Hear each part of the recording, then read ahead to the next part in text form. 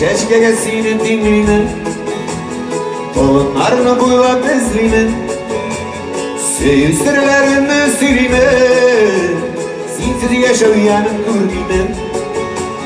Yaratan ben seni üzülüp, ok çeşkelerini diremezim, göz yaşların bürüp kalmazsın.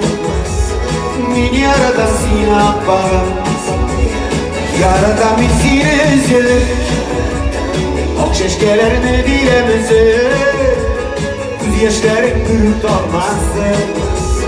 Beni yaratan seni akbarım.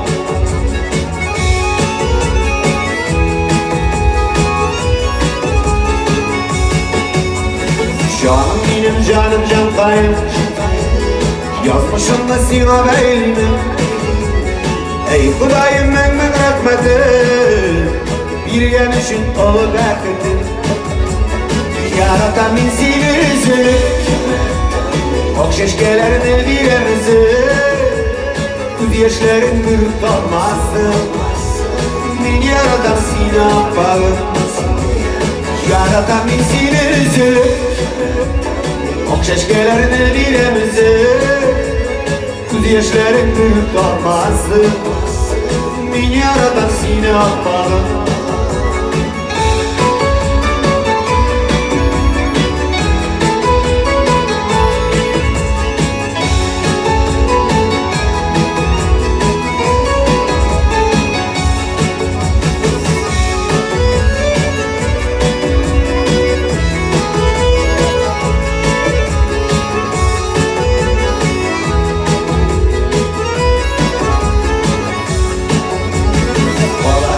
Da bu dünyada sima beyleriydim yazmıştım.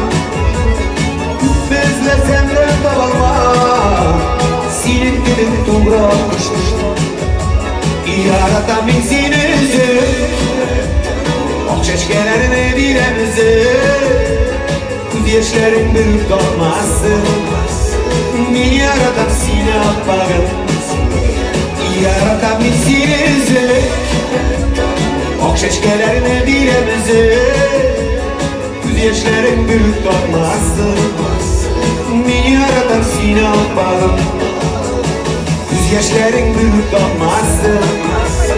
Beni yaratan seni akbarım.